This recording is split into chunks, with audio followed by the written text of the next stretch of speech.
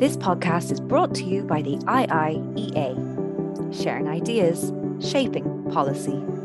Good afternoon to everyone and welcome to this IIEA webinar on the topic of enlargement of the European Union. I'm Peter Gunning, a member of the Institute, and it's my pleasure to chair today's event and to introduce to you our two distinguished speakers. This event is part of the Future Proofing Europe project of the IIEA and is supported by the Irish Department of Foreign Affairs. Our speakers will first address us for about 20 minutes or so, and then we will go to question and answer with you, our audience. Both the presentation and the Q&A are on the record. You can join the discussion using the Q&A function on Zoom. You can send in your questions as they occur to you during the presentation, and we will come to certainly as many of them as possible after the presentations. You can also join the discussion on X using the handle @IIEA. And the webinar is also being live streamed on YouTube. It's over 50 years since the first enlargement of the EEC as it was then, that brought Ireland into the community and began the road from 6 members to 9, and eventually to the 27 that we have today. Further enlargement is now clearly on the Union's agenda. And without stealing any of the thunder from our two speakers, I think it's fair to say that this process will be complicated, it will certainly be time-consuming, and it will impose considerable costs. We are very fortunate to have Pervenche Berès and Nicolai von Ondarza, two speakers who bring a great deal of knowledge and experience to this topic. Pervenche Berès, who will speak first, was a member of the European Parliament as a socialist for over 20 years and occupied chairing posts there in the economic and the social areas. She was a member of the European Convention, the convention charged with drafting a constitution for Europe, which eventually morphed into the Lisbon Treaty. She is a board member currently of the Fondation Jaurès, a member of the Ethic and Audit Committee of the ECB as well. Dr. Nicolai von Ondarza is head of the EU-Europe Research Division in the German Institute for International and Security Affairs, the SWP, in Berlin. He has specialized in German foreign policy and European integration and has advised the German government, the Bundestag, and the EU Commission on Brexit and on democracy in the EU. Importantly for us here in the Institute, he is the coordinator of the Irish-German Joint Vision Forum, an exchange format of the German and Irish foreign ministries, the IIEA and the SWP. So without further ado, I invite Pervenche Berès to kick off our webinar with a presentation on the topic of enlargement, sailing the high seas. Pervenche, the floor is yours.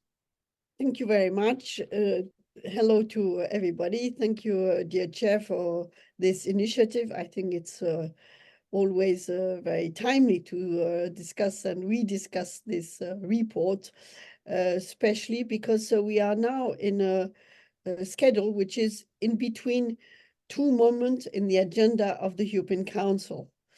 And this report is definitely here to be as a contribution to the debate in the European Council. This is exactly its target. And why am I saying that we are in between two of them? Well, because the last European Council confirmed that there should be a roadmap for the next strategic agenda of the EU, taking into account the target of enlargement that the heads of states and government have defined. And in principle, you could expect that just after European Parliament's election in the next European Council would be defined what should be this roadmap. And here, if you look for good ideas to fill in this roadmap, I think you need to read and reread and go through this report. I'm not saying this because I was a member of this expert group, but because I know if you look at what's on the scene today, there are not so numerous contributions.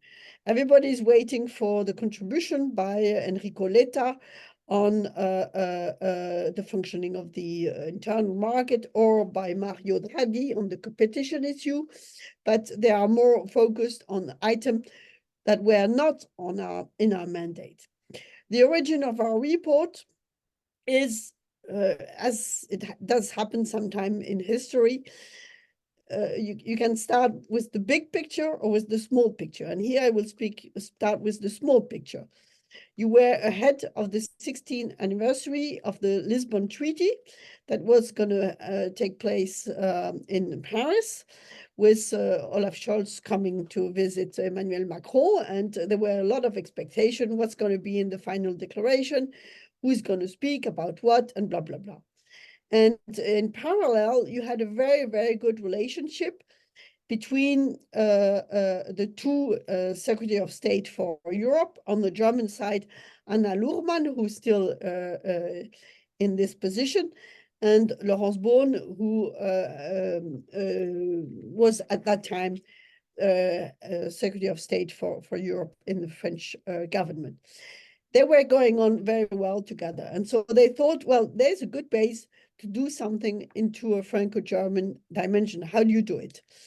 And their mandate, of course, covers only the topic that are dealt with in the General Affairs Council. But as you know, this is a General Council, so it's quite wide in its scope, even though you can say it doesn't go into the nitty-gritty of all the technical discussion, but this might be a good point of entry if you want to have a good Franco-German discussion. On this basis, the mandate for the expert group was defined by a joint press release on the 23rd of January last year, with a mandate that was not duplicated in the official declaration, but of course, the two heads of states and government had agreed for the settling of this report. So this is exactly where we stand. And it was 6 German experts versus 6 French experts. I'm not going to go through the whole list of the composition of the group. You can find it on the website or in the report. And the mandate, as we had understand it, was around a triangle. What needs to be done to make the EU function better when everybody knows it's going to enlarge? That's the second dimension of the triangle. And the third one is how to make sure that the rule of law is respected and even improved. And around this triangle, we've been working with a working method I have to describe because I think it's part of the success of this report. First, we had to know each other and to network among us. And the way we did it was to form a couple between 1 French and 1 German expert around a theme that we had defined on the long list, asking these couple to work on to elaborate a note that would open the discussion among us. And then there could be an aller-retour between the couple and the group to discuss the point raised in the note, in the written note. In the beginning, we thought it would be all part of the report, but in the end, after I would say 4 or 5 months, it appeared that we knew where we wanted to go, and that there were common issue or common view sufficiently described to be drafted. And on this basis, then we didn't work so much on the basis of the note, and we concentrate on the drafting of the report, for which we had 2 rapporteurs, one from the French side and one from the German side. We used to meet for 2 hours each two times a week on the Friday morning, plus additional hearing. We didn't publish the list of the hearings because we didn't want to enter into diplomatic issue, but we had hearing with actual members of the Commission, of the Council, of candidate countries, official MEPs, national politics. I mean, we had quite a wide range of hearings that allow us to have to check ideas we had and to collect also important ideas.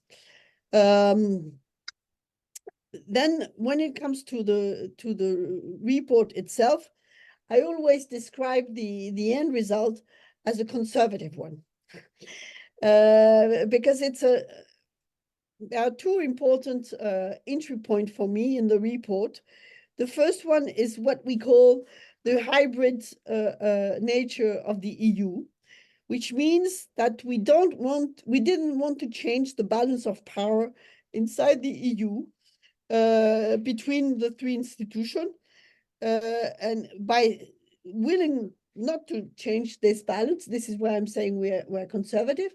There are, for example, some reform that we didn't discuss because we thought from the start that it would reshuffle completely the balance of power inside the Commission. For example, the merge of the two functions, President of the Commission and President of the Council.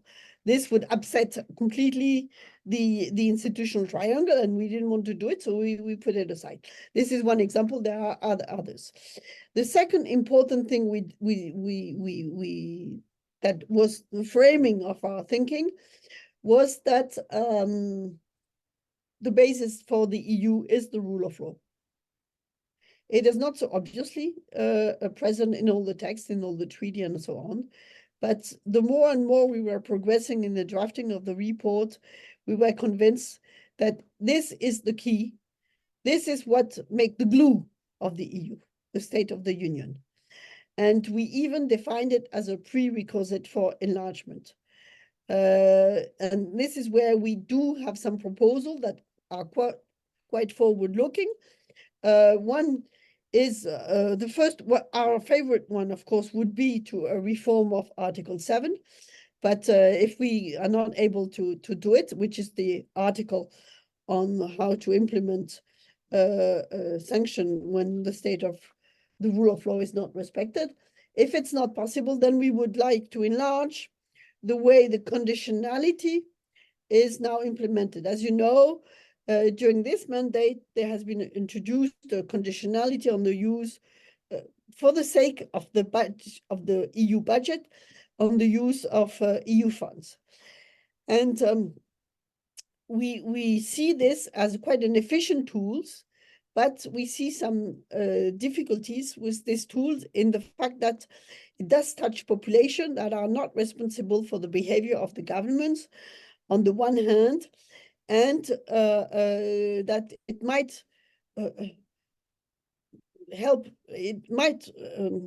push some stakeholders in governments not respecting the rule of law against the EU, instead of helping them to approach the EU spirit.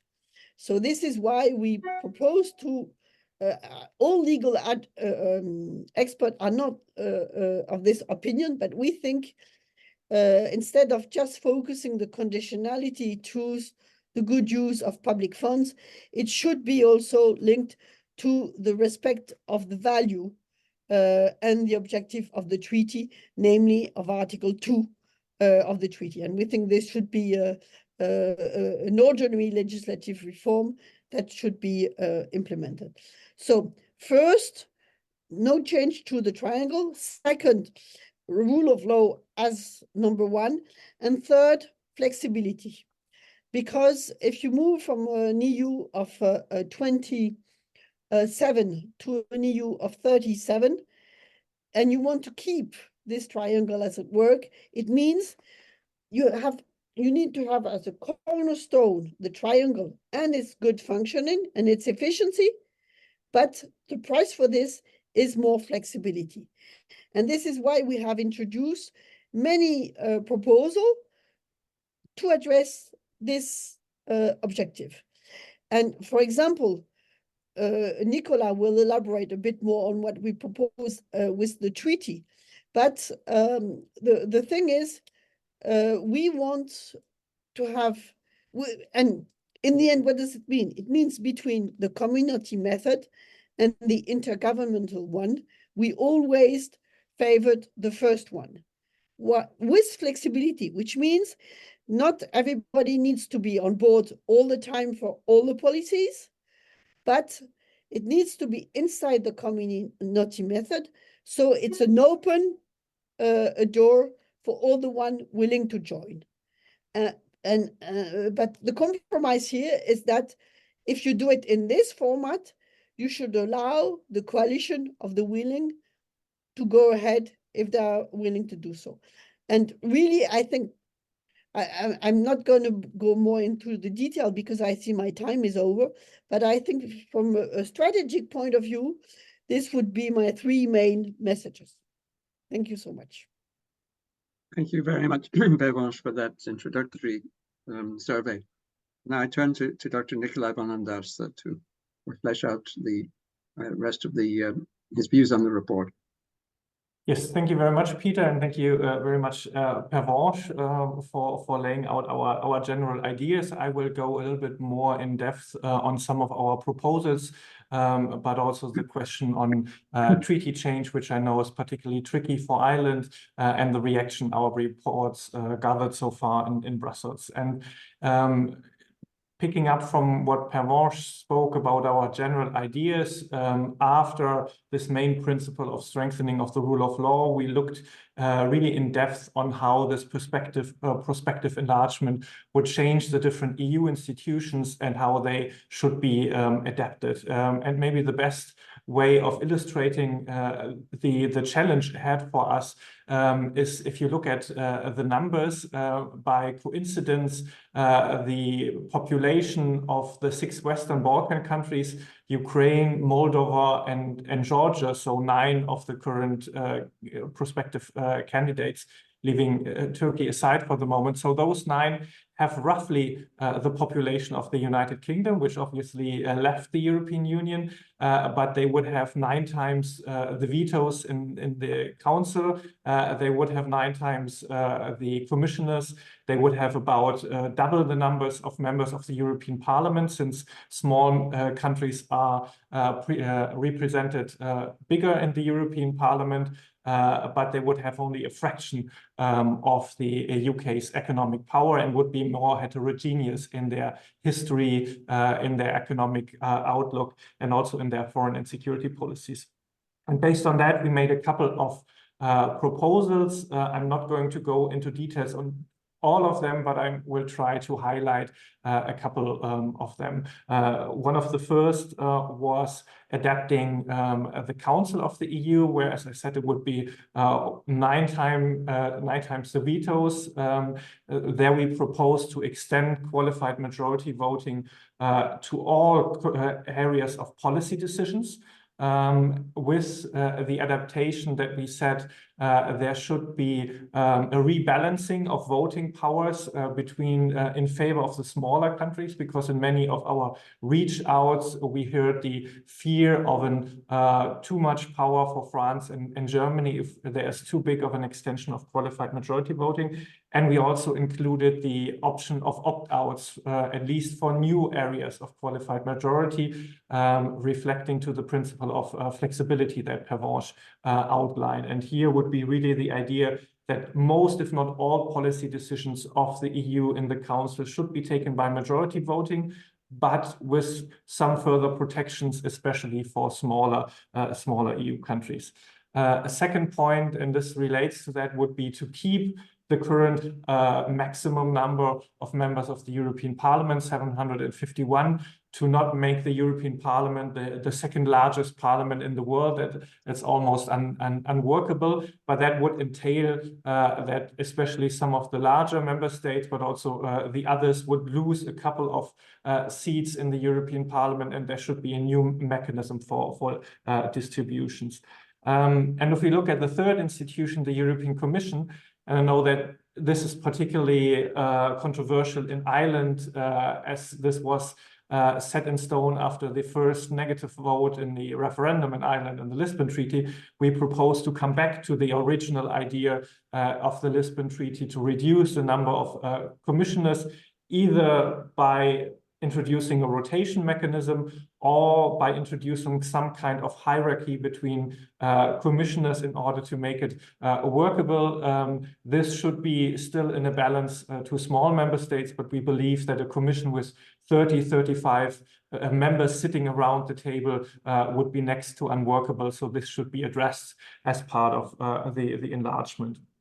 A couple of other points that I would like to highlight is that we also propose to include a more participatory elements for citizens, including for citizens from candidate countries, so that they are on the way to enlargement. There could already be engagement between citizens from different EU countries as well as the candidate countries to prepare also the democratic support that there needs to be at the end of the day to enlarge the EU in such a mechanism. And this may be the most controversial between the German and the French one. We proposed or at least said that the EU budget needs to increase and the decision-making for the EU budget needs to be flexibilized in order to prepare the EU for such an undertaking, which invariably will also affect the EU budget, although we did not sort of go into details into policy areas like agriculture or cohesion policy, but really focused on the institutional side of things. And there said, if we have this discussion about reform and enlargement, we also need to address the budgetary question. A final point that I want to address, because that might also be interesting for Ireland, is that we proposed, as Pervenche said, that along with this preparation for enlargement, that there also needs to be thinking about a more flexible EU. And there we proposed really that the EU should or that the EU of today already is organized in a way that we have a core of countries around the Eurozone, the Schengen area that are closely tight and more tightly integrated, Ireland being part of the Eurozone but not part of Schengen, then the full European Union. And then around there are some countries like Norway or Switzerland, which are connected to some shape or form to the single market. And then maybe at the most outer tier, the United Kingdom, which still has this bilateral trade agreement with the EU, works together with the EU and the European political community, but is not in any way associated with the single market. And we propose to formalize that, especially sort of thinking ahead of enlargement. That was to some extent misinterpreted in the UK media as us offering an associate membership to the United Kingdom. I just want to say here that this was very much not our focus, but really our thinking was, if the EU extends to 30, 35, or even more member states, there needs to be a more flexible integration and the openness for countries who do not want to be part of a closer political integration to be associated to the single market without becoming full EU members. What we did not want to do is to say this is an alternative to enlargement, but rather this is only for those countries who do not want to be fully politically integrated into the EU. Now I want to address the second question, and this is maybe also one of the politically most controversial ones, is how to get there. And Pervenche already said we are sort of in a typical European process. The EU has now decided to open up accession negotiations with Ukraine, Moldova, and potentially Bosnia-Herzegovina.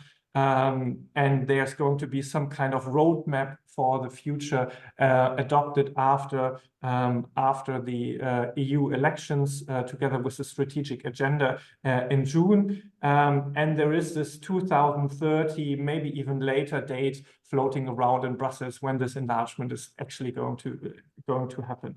And this is very strongly connected to the question of treaty change, where we adopted in the group the position that from our perspective, first we wanted to look at the reforms itself and not decide everything on the question of treaty change. So following the principle of form follows functions, we first outlined which are the reforms we thought would be necessary to prepare the EU for 35 members, and then address the questions, does that require treaty change?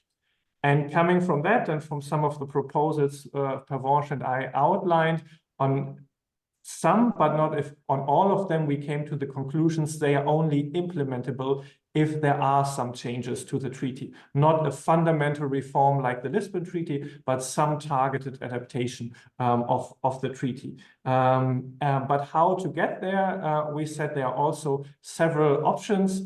The clearest option would be a traditional treaty change with the convention where all of these changes were implemented. But we know full well that this is quite controversial and tricky in many EU member states, including in Ireland. So we said or outlined other options, for instance, introducing these changes, the necessary changes via the accession treaty, so together with the accession, so that the reforms would also come into place by the time the first new member joins the European Union. But at the end of the day, this will be a political choice by the member states of the EU, whether and in how far they are willing to adapt the treaties and make these changes for enlargement. Which brings me to the final point, as we're already sort of closing into 1:30 or 2:30 where I'm sitting, and this is the reactions and the path ahead. And we presented the ideas of this report last September to the General Affairs Council, to colleagues from the European Commissions and many others. And I think it's fair to say that it has helped, amongst other contributions, to really stimulate the debate on how the EU should adapt in light of this enlargement.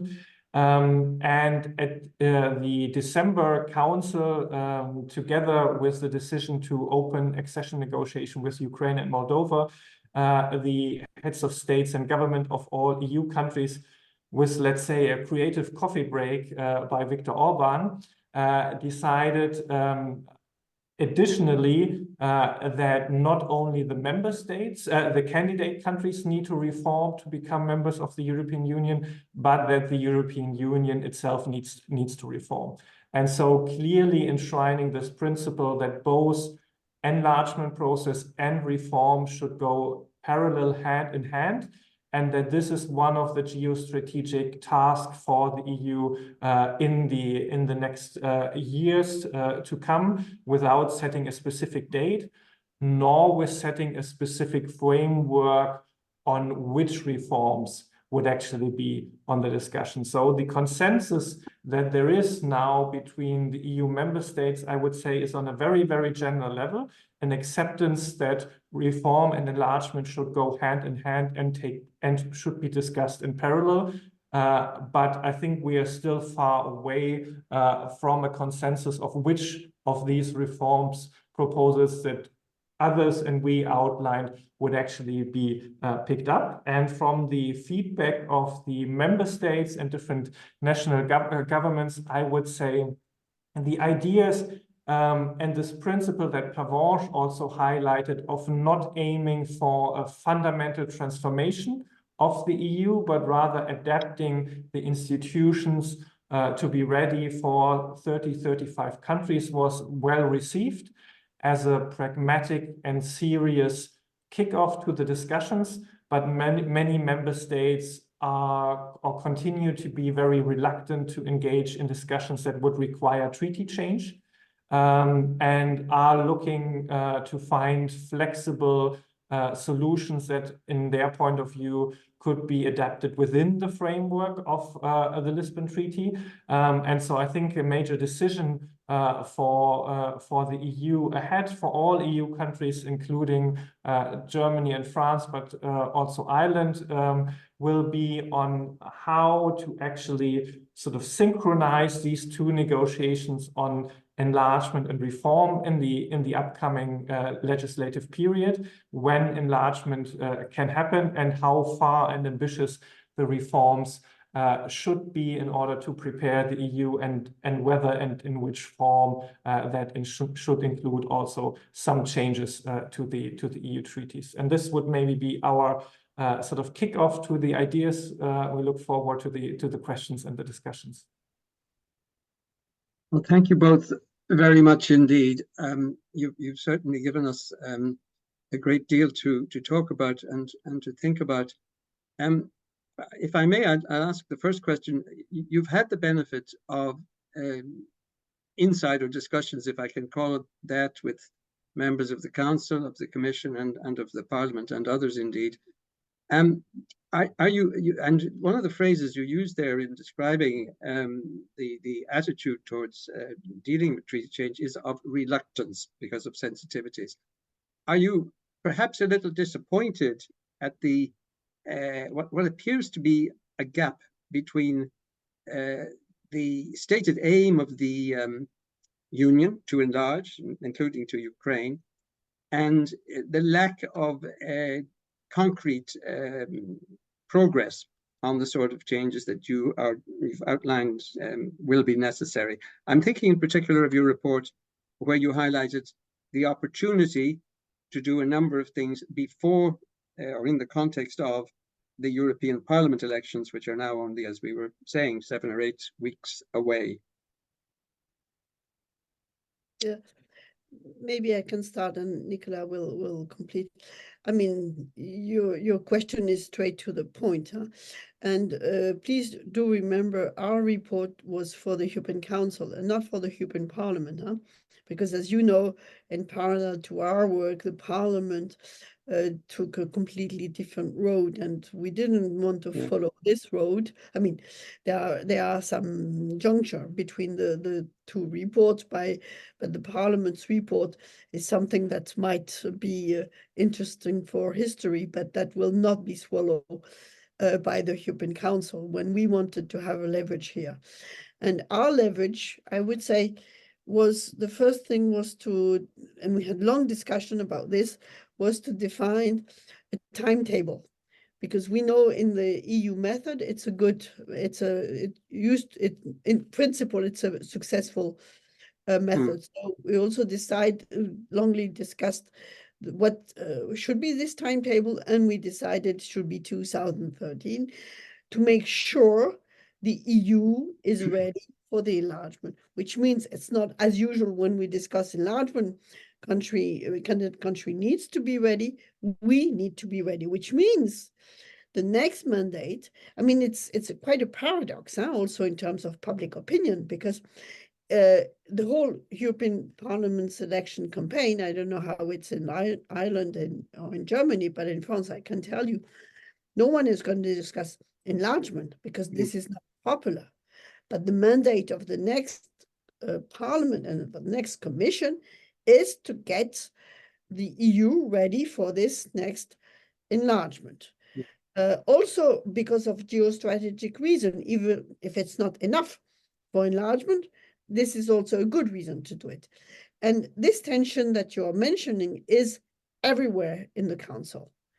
This is why I think one of the options that we have open, which is to bridge the two. Because some people are completely opposed to enlargement, even though they don't dare to say it, but they know their public opinion is not ready for that.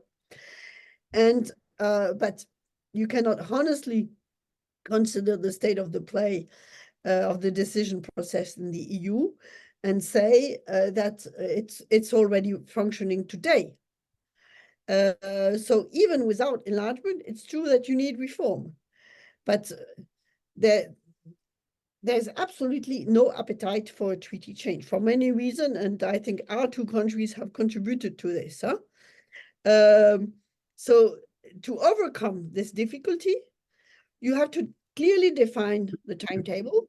2013 is a point of rendezvous where you need to be ready.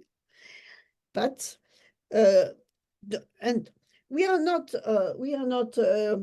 I think we are one of the reasons why this report can be useful is we are not completely out of the world in our proposal. We are very pragmatic, and we take stock of the state of the play. So somehow our proposals are ambitious, but they are realistic. And when they are realistic is to say you cannot have an EU functioning of 37 member states without flexibility. And you cannot have the needed flexibility inside the community method, which is the one where member states can feel at ease without treaty change. This is the key, huh? And to be honest, my thinking is that because of this resistance to any treaty change, the way to do it is really to link the two. You will have enlargement because of geostrategic reason. And to do this, to achieve this, well, you need to have the treaty change. But you're right. I think more could have been done, including ahead of the European Parliament's election. This didn't happen so much, but it's not a reason to give up. And the basis for this Franco-German compromise, I think, we've been quite, we have demonstrated where Franco-Germans working together, French and German working together can be helpful. Because we've been doing proposal that goes against the well-known interest of our two member states, because we know if you want the EU to function better, you need more qualified majority. And it's not enough to say where you want more qualified majority. You need also to define how it applies, because otherwise you will never get other countries to accept the deal. Because, as Nicola rightly said, other countries believe that if you keep the state of the play as it's currently on the table, it's only a coalition, a Franco-German plus one country or two countries that can make the deal, which is not fair.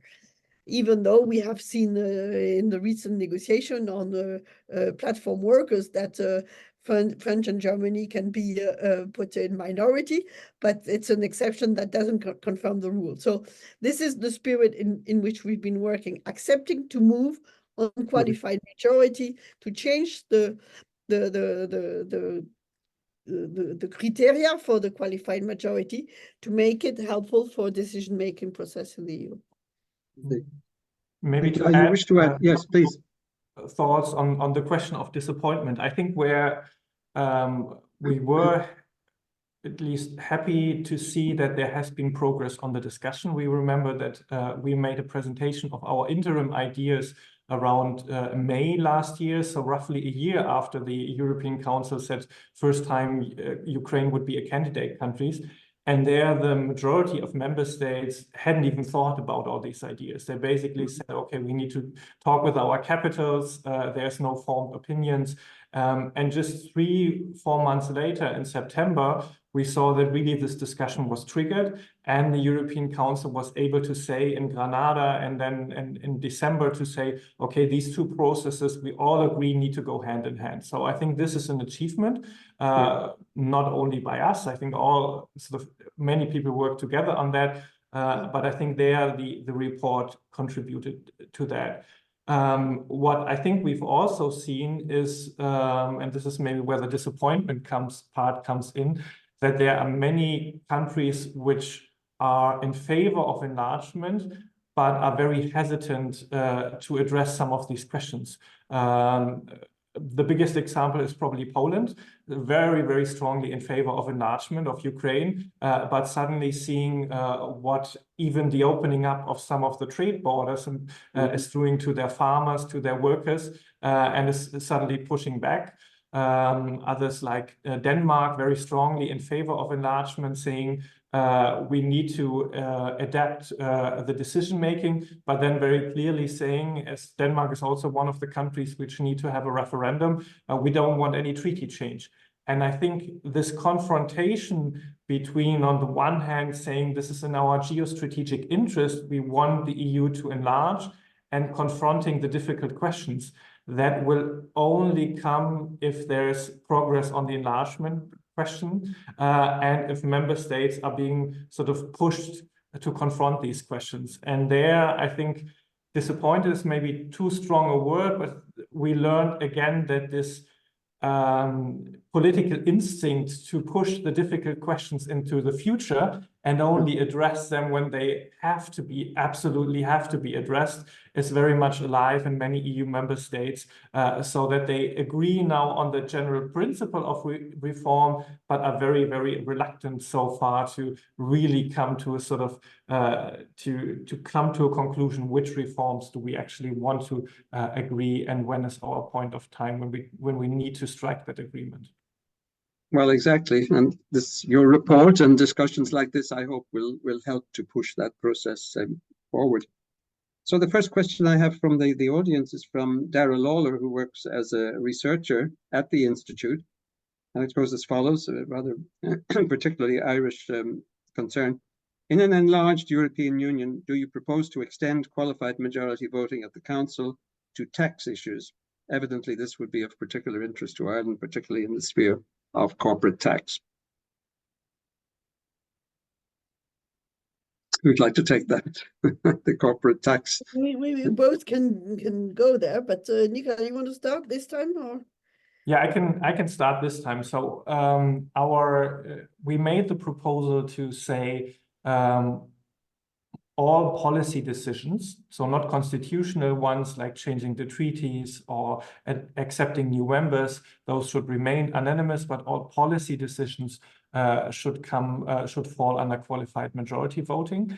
But also that we could think about sort of different packages between policy areas. And certainly, I think tax policy is one where the French side would be a little bit more interested in putting that under qualified majority voting, whereas speaking sort of from what I know for the German government, there would be a little bit more hesitation, even though Olaf Scholz also included tax policy as one of the examples for qualified majority in his Prague speech in 2022.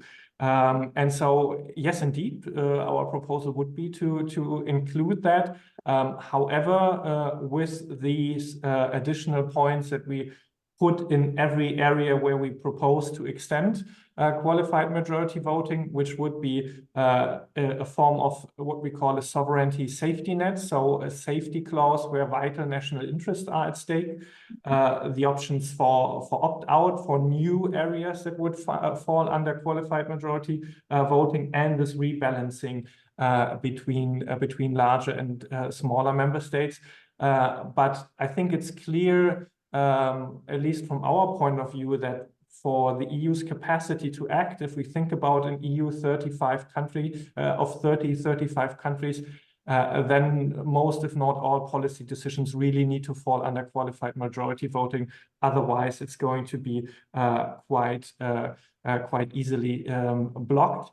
And I would also argue that outvoting or qualified majority voting is usually not used as a tool to outvote large groups of member states, but rather to forge compromises, because then countries need to coordinate and compromise from the very outset of negotiations. And this could be a helpful tool for all member states if discussions also on tax policies would from the outset be organized towards tax policies. And we saw in the OECD debate that Irish diplomacy is quite tasked and very adept also in handling these discussions. So I wouldn't have a question about Ireland still being able to push its own interests, even in areas where discussions and decisions are made by qualified majority voting. Very interesting, and thank you for the compliment. Pervenche, do you wish to add to that, or is that comprehensive? Yeah, just one point, because I mean, our principle in approaching this question of the scope of a qualified majority is that it should policies should be decided by a qualified majority, huh?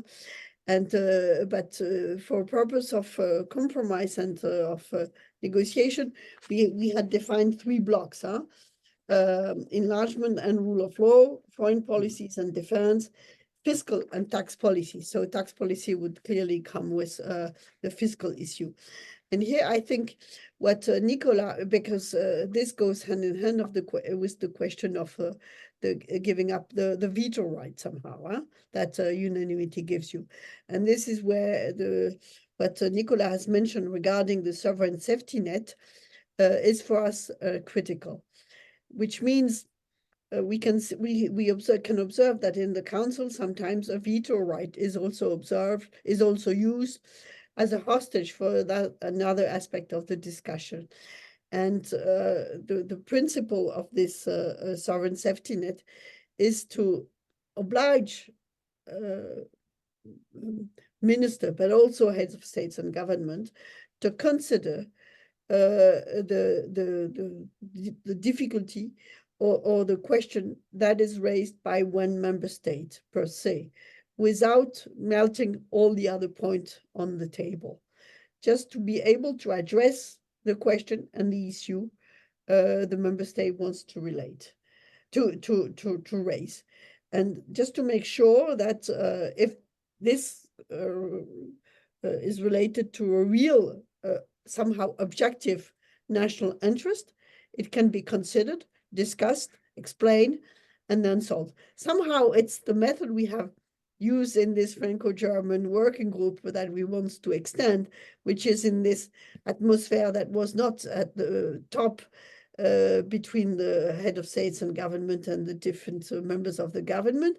Just be around the table, explain your position, and then you can agree even on defense or on an EU new borrowing capacity, which we have included in the report, which was not obvious in the start. But it's really I would have said it's a new method spirit that we have tried to apply here. Thank you both very much. So the second question comes from staffer at the Michael Maguire at the European Commission office. He asks, what are your views on creating a mechanism to expel member states in the case of persistent breaches of rule of law standards? For example, a kind of super Article 7, he calls it. We discussed it, huh? Do we want an exclusion clause? And we say no. This is why we have introduced this flexibility. This is why we have introduced, I mean, I have to go to a more detailed approach, but it's critical here. We have mentioned the fiscal compact as a feasible option for the future. What does it mean? It means, you remember, with the fiscal compact, there was an opposition by UK for such a treaty. They were not interested in it. And so the member states and heads of state and government have designed a special treaty using the Commission and the Council institution inside the treaty. The only one that was left aside was the European Parliament, which is a problem that would need to be solved in the future if you would replicate this solution, but which is a treaty, a side of the treaty. And what we suggest is that if there's an opposition to a way where there's a coalition of the willing to go ahead, and that there's a treaty change that would not be accepted, then you have the demonstration that you can go for such a solution, that you draw aside a treaty. It's not the best, it's not the favorite option, but this is the way to do it, which means you don't expel, it's the member state that expelled itself by its behavior and by its not willingness. We had the same thinking about the repatriation of competences. You remember in the Brexit debate, there was this whole debate, where's the list of competence you want to repatriate? And the answer was empty, because no one was able to define what they want to repatriate. So it's not to us, it's not to the EU to say you can repatriate this and this, is to the one who are willing not to follow the mainstream, to say what they want. And this is why we refuse to have an expulsion mechanism. But this is not to say we said nothing about the rule of law. As I mentioned in the beginning, we do, I think the more efficient and the more pragmatic way to improve the tools, the legal tools for the rule of law would be to enlarge the scope of the conditionality to Article 2 of the treaty. Maybe and of course, the rule of to law add is on absolute. that is also our idea was, or our in the group, the impression was that if you introduce an expulsion clause, you would fundamentally change the constitutional nature of the EU. If suddenly a member state could be expelled, and this would hang up there in the air, this tool of expelling a member state, and also taking away the citizens' rights of the citizens, even those citizens which potentially have not voted for the government in place, would really change the fundamental nature of the EU. And there we really said, as Pervenche has said, rather strengthen Article 7. Already in theory, under Article 7, you can take away the voting rights, which is the strongest sort of membership rights a country has. And we said, please strengthen that and not turn the EU into a club where countries, and by that also their citizens, could be expelled against their will, because that would really change the basis of the EU and also the ways of working if countries suddenly would start to sort of discuss expelling one of their members. That would certainly poison the cooperation in the EU. The next question is from Alan Dukes, who's a former minister of the Irish government. So Alan comes to the point of synchronizing the reform and the enlargement. The synchronization of institutional reform and enlargement cannot avoid the necessity for treaty change, since any institutional reform and enlargement itself require such change. Could this imply a series of treaty changes at various stages of a series of enlargement events, the regatta version of enlargement? So maybe I can start this time. We had a lot of discussions about whether this next enlargement, how it could take place, and we came to the conclusion that the most likely scenario is really one of regatta, not sort of a big bang enlargement where all potentially 9 countries would join the EU in one go, but rather you might have different groups, for instance, the avant-garde in the Western Balkans, or Ukraine and Moldova joining together rather than having one big bang. Nevertheless, from our point of view, the necessary reforms would need to happen by the time the first new member, the first new country becomes a member state of the EU. So really that the reform is in place when this enlargement happens. And this might also be a point of controversy or difference between our report and what many member states are thinking at the moment. So our thinking was quite clear that enlargement should only happen if reform happens, whereas most member states, I think, have accepted that these two processes should happen in parallel, but not necessarily that one should be conditional on the other. So for instance, you will hear German officials saying, we need to have these two processes hand in hand, but if you press them, they will not necessarily say enlargement can only happen if there's reform beforehand. And our point of view, and I would certainly stick to that, is no, we should not fall into the trap of doing enlargement first and then trying to reform with an EU of 35, but rather by the time the first country joins, that reform should be agreed and in place. I think I have a second question, or a further question in that vein, asking, for example, if Montenegro were to meet the accession criteria before 2030, would they be accepted into the Union at that time? I think you've answered that question through, if I'm not mistaken, through what you've already said. If a country were to meet the criteria before 2030.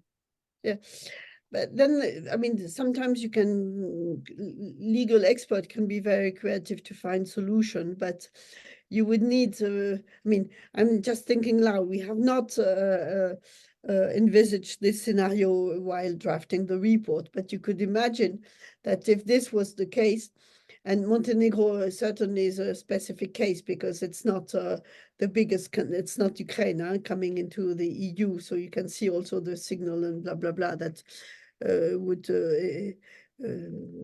push some member states in this direction.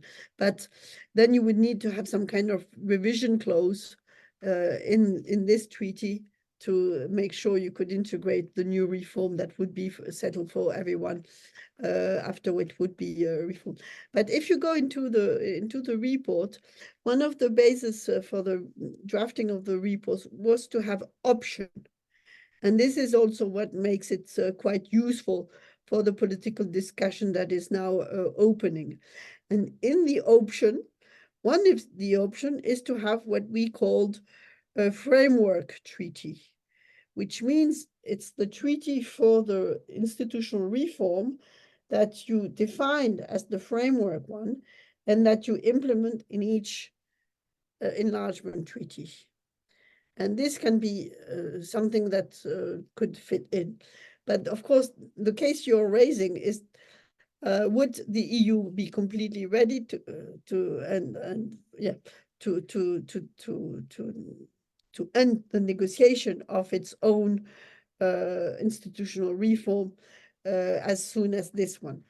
This is, for me, the political challenge that is now in the hand of the Council, in the European Council. As Nicolai said, the two last conclusions were better than nothing. I mean, to start with, when you had let's be frank, when the Commission came out saying we can open the negotiation with Ukraine, full stop, we had a problem. But when the European Council came with these two paragraphs in the two conclusions, that you need to have the two in parallel, we need to stick to this roadmap. But this is not easy. Also because somehow the dynamic of the two processes are in the hand of two different institutions. The treaty reform is merely, solely in the hand of the head of states and government. When the enlargement process, of course, the opening of the negotiation and the closing of the negotiation is in the hand of the heads of states and government. But the whole day-to-day business is in the hand of the Commission. And so you can see that in the willingness to demonstrate that you're on the good track, you can have the Commission very offensive on the enlargement and letting the head of states and government in the mess of the reform of the treaty. And this cannot be. So this is why the right balance in the conclusion of the European Council is very important. And this is why I think what will come out as a roadmap or strategic roadmap in June is very important. And I hope our report can help in this direction. Okay. We're coming to the end of our time. I'm going to run two questions together that have come in from Barry Culfer, who's the director, you've met Barry, Director of Research at the IIEA. One asks, in relation to your proposal for the EU to issue common debt in the future, given that there has been some experience of this with NGEU following COVID-19, that it can be done effectively. What are the main barriers to this becoming a core EU competency or procedure? And his second question notes that your paper calls for more enhanced cooperation between smaller groups of member states to finance policies together. Can you say something about what sort of things that those might be? Perhaps if you wish, you may split those between yourselves in the interest of fitting in as much as we can in the short remaining time. Nicolai, take the one you want. Okay, I can maybe because the objections from the German side are more on the second one, I can take one. I can take that one. First, maybe saying that within our group, we rarely, if ever, had any kind of sort of the French here and the Germans on the other side disagreements. But the one that maybe came closest to that was the one on joint borrowing. Which is something where certainly the governments have very different positions, as we see currently for the debate on some kind of defense borrowing in the future. And maybe the German position I think the French position on that is it should happen on the basis of the current treaty. It was possible on Next Generation EU and should be done on other challenges, including on defense. And the German position is that this Next Generation EU borrowing was a temporary one-time crisis measure, and that this should not easily be replicated. And if it does so, it needs a change in the treaty, because the German Constitutional Court ruled that it was legal for during the pandemic, but only under these exceptional circumstances of a crisis. And if there's some kind of permanent borrowing capacity, that would require a change to the treaty of a competence of the EU to do that. And then finally, there are, of course, these more philosophical differences between, let's say, more frugal countries, which are very wary of risk sharing and further joint debt, and countries who say for the Eurozone to function properly, for the EU to function properly, it needs its own fiscal capacity and the possibility to borrow jointly. And here, I think the jury is still open and might be decided on defense, whether Next Generation EU was a one-off event, like the Germans like to say, or whether it's a template for further joint borrowing, like France and others are pushing for. Pervenche, for the other question on... Yeah, I think it's just useful to recall what we have written in the report. We would also draw on the positive experience of the Next Generation EU by enabling the EU to issue common debt in the future. Full stop. And we had a round agreement of all the members of the expert group. So this is the state of the play, and I think it's an important point also in the discussion to come. I would say when it comes to financing some special project among some member states, this is exactly an example of where we have applied the principle of being conservative and flexible. Conservative meaning we want to make it possible for member state to have to finance such project, but we wanted to do it inside the community method and not outside. And the way to allow this is to be creative and to accept that some flexibility with the budget rules are put in place, which means if you would have, for example, let's take the one concrete example that has been currently pushed on the project for batteries, where France and Germany have been pushing a project.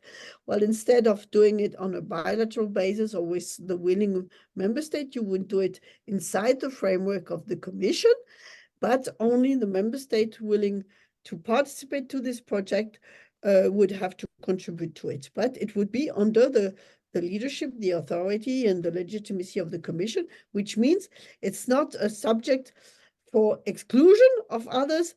It's inside an open box where a member state can join at any time. Inclusive. Thank you both very much. I think we've come to the end of our time. There are more questions, both on my own part and on part of some of the audience. I apologize for not being able to reach them all, but I do want to extend very sincere thanks to both of you for your generosity with your time and with your insights, and that those that derive from the work of the group as well, because innovation is required in relation to finding solutions to these complicated, complex issues of the interlocking issues of enlargement and reform. And the paper and your explanations of it and your contacts in the context of that are extremely valuable. So we look forward to hearing from the European Council. I think the phrase used was by the summer of 2024. So we're waiting to see when exactly the summer falls. And given the scope of the topic, but also of your paper, it would be tremendously useful and interesting to hear from both of you again in the future as this process unfolds, perhaps in the context of the relationship we have with the SVP and the IIEA, or perhaps in the context of your a return visit to the IIEA. Thank you both very much. Thank you to the audience for the questions. Thank you for the engagement. It's good to see this discussion getting underway.